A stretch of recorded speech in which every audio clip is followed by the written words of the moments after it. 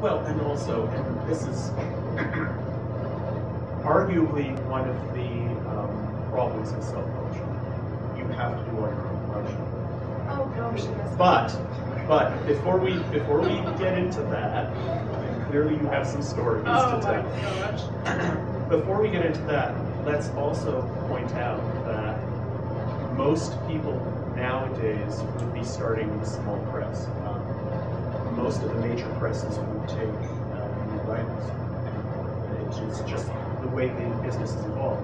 And most small presses don't have that many resources, so really, if you're going to be published in a small press, you're going to have to be listing publishing yourself anyway, right?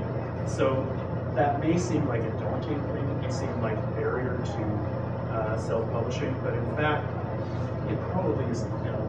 Yeah, well, I'm just going to say I'm not especially good at the marketing thing. I get really nervous in front of people, and I can't really hold up my book and say, hey, buy it, it's good, I promise.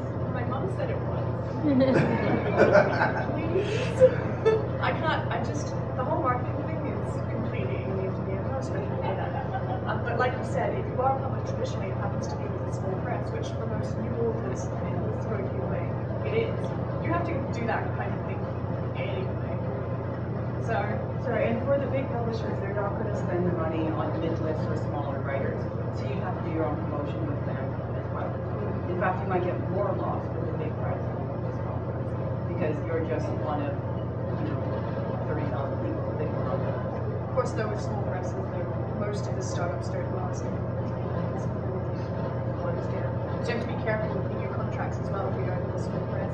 Make sure that if they happen to fold, that you get all your rights back. Because otherwise, you've lost that book. Yeah, I think that's been a bigger problem in comics in prose. Oh, really? Keeping hold of your rights. Oh, yeah. The little publishers are very notorious for that. Yeah. Or, okay, some of them are. I don't want to. I remember Neil Gaiman's agent at the time, I don't know if she still is, said that she read his Sandman contract, and it was like the worst that she ever seen.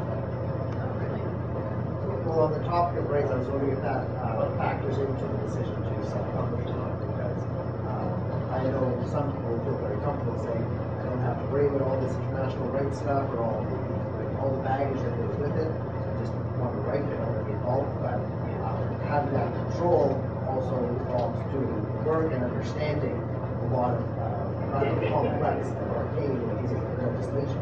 See, that's kind of my problem too. I do want to be traditionally published, but mostly because I just want to write. I don't want to have to worry about translation rights. I don't want to have to worry about international selling rights or anything like that. I do think, rather write. and I hate to put it quite this way, but I do think that's really, I think even if you have a publisher who is doing that, you really need to know what the publisher is doing. Oh yeah, right? yeah, you have so to know. So you really need but to I don't know want to that have stuff, regardless. I cannot emphasize this strongly enough. If anybody reads Chris Rush's articles, the Business Rush, like RUSCH, her website is chriswrites.com, KRISWRITES.com. Every Thursday she posts a business series, and the recurring theme is you must know copyright. You must know the business. Traditional publishers are going after every right that they can. I mean, it just makes business sense, right? If they can buy movie, audio, comic, whatever, it doesn't matter. If they can buy all up and you're giving it away for as long as you want on the business, they will take it. And they will take it forever if they can. So no matter what you do, you have to run the business. Including indie publishing, like all through Amazon and everything, you're supposed to read their terms of use and print them out and go through line by line. I have to admit, I have not done that. But whenever I get a traditional contract, I do read it and I do take out the copyright handbook and try and figure out what it's saying. And I have once gone to an IP, an intellectual property lawyer, and asked them to look at the contract, which costs money. But it's like this is money.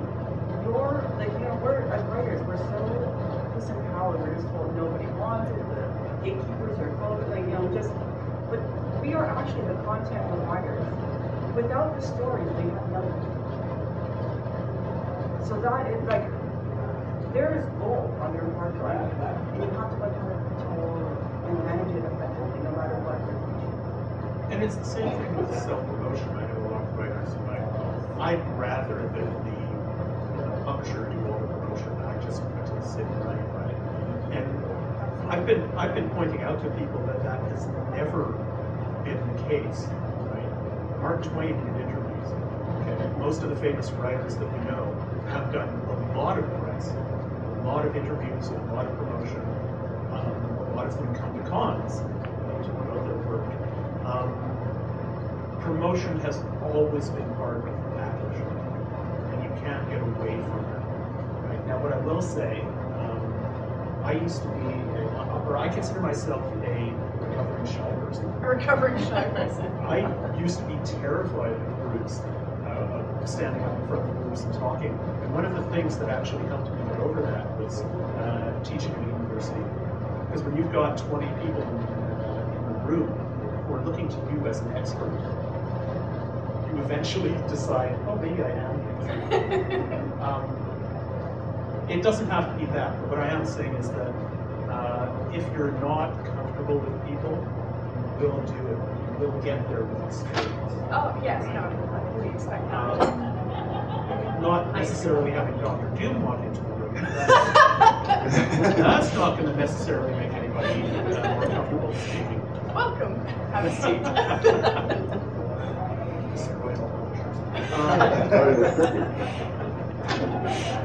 Yes, of course. Can I ask you about pricing? Like Melissa, for example, what do you put your anthology up for? So this one, like, and I have to say, indie publishing. Well, so first of all, indie publishing is usually cheaper than a traditional publisher. That is one advantage. In fact, they don't have the same cost. You can price it lower. That said, the 99 cents thing, you only make 35% royalties on Amazon with that. So you make 35 cents. I feel like it's really hard to make money. So if you can price it at $2.99 and $2.99 to the $9.99, that's where you get 70% royalties. That's kind of the sweet spot. Because this was short, I did it at $2.99. And like probably that was part of the thing. Like people were, it's cheap, like it's different. Like they were willing to take a chance. I recently raised it to $3.99 because Dean Wesley Smith has like started to keep raising it, and you know. So I tried it.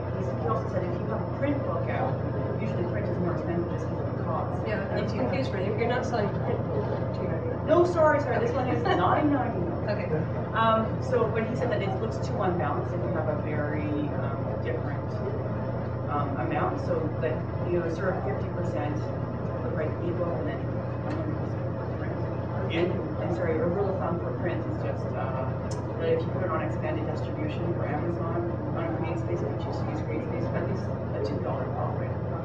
Because otherwise, the books are going to carry your work. It's not worth the spend stuff. Sorry, can you back up just a little bit again? So you're selling that in print for $9.99? Yeah, I'm Canadian. Right, and then online for $3.99. The ebook. So you're the ebook. Oh, right. It depends. There are a lot of different formulas. I sell this for 99 cents, but it's the first book I've actually got out on. Because that's the ebook. Yeah. You're holding up Not the print copies. Sorry, yes. The print version How did is. you manage that? I know. Jeez. I get it published from the Sorry. But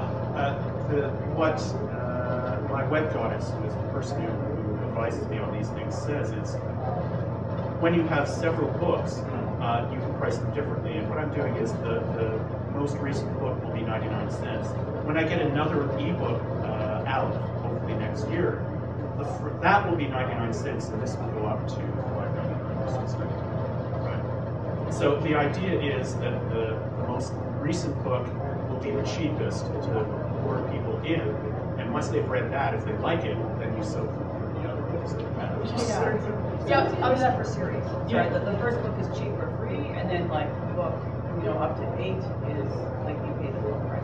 Yeah, I was going to say with self-publishing through things like CreateSpace, you don't have any warehousing issues because it's all print on demand, which I quite like because because then all the books that aren't sold via the traditional method usually get pulped. You don't have any waste like that with 49 books. If they want the book, then it gets printed. I really like that model. And again, to use statistics, since I just have these in my head, 80% of all books in any given year are returned. Yeah. It's a huge, huge waste of resources. I can publishing like that as well. Yeah, I like it very much. I'll add some more thoughts about pricing. There are, as you say, formulas for this. I don't know them off the top of my head, but so I'm going to make some up. They might be incorrect. We must look these up. But if you have any thoughts at all about taking these to stores or going through distributors, you have to remember that distributors will take 20% of the cover price, and the stores will take an additional 40 or 50 from the store. So you have to factor your cover price into that so that you can still make some money if you want to go that route, if you have that as a goal at all. Oh, and also you have to keep in mind, this is the one that I forgot, is shipping. Because when I sell these at $11.99, and I had thought I had calculated all that correctly, that I can still ship it through the distributors and get it into stores, and I forgot I have to pay for that shipping. And so that's where I fall apart, because once I try to get it across the border into the States, that's a lot of money. But another thing that is really helpful for selling at shows, like this one, is I have this at $11.99, but I priced it so that I can sell it for $10, which is a much nicer price at a show. People don't have to worry about the change or anything like that. And people say $10, that's easy, yes. And I can still make a nice profit on that. So that was also thinking in mind what you want to sell it for. This one's $15.95, and I sold it at cost for $13. Yeah. Yeah, it's better to put a higher price on the back of the thing and then you give people a deal rather than having it lower and then they're like, which has happened to me. Now, hopefully, when you go to the dealer's room and actually look at my books, you'll forget all of what I've just said. I'd like to talk, because I seem to be the only one with experience, I'd like to talk about the actual publishers, my Universal books. To get published through them, you have to put about $1,000 up front. It's actually way more expensive. I wish I had known about the space a lot sooner. Not only do you have to put up that money, but your margins are actually much smaller. I will make about $2 a book for the books that I publish through them. The book that I publish through Create Space, I'll make about $5. So, and also they just have this horrible reputation, which is justified actually. I get an email from them about once every week telling me about the wonderful offers that they could do for me if I just paid them more money. Yeah, you have to be really careful as any author, whether you're going traditional or self. There are so many scams out there. Well, it's not a scam. I mean, they are services, but you have to understand that. But the effectiveness of the services are in question. You have, definitely that. But you have to understand that these publishers make their money not from selling books. They make their money from selling services to writers. Yeah. Okay. You're their cash cow, not your customers. Yeah. So it's I not recommend it having done it. So. Just on the issue of the pitfalls of any publishing route, there's a really fabulous website called Writer Beware. Victoria Strauss is one of the regular posters. It's run, I think, with the SFWA. And if you are thinking of publishing at all, go to that site, read every single post ever. It is an incredible source of information about agents who are a little bit fishy, or agents who are actually quite good, or the pros and cons of doing this over this. It's a really excellent resource for writers who are just starting. I highly recommend it.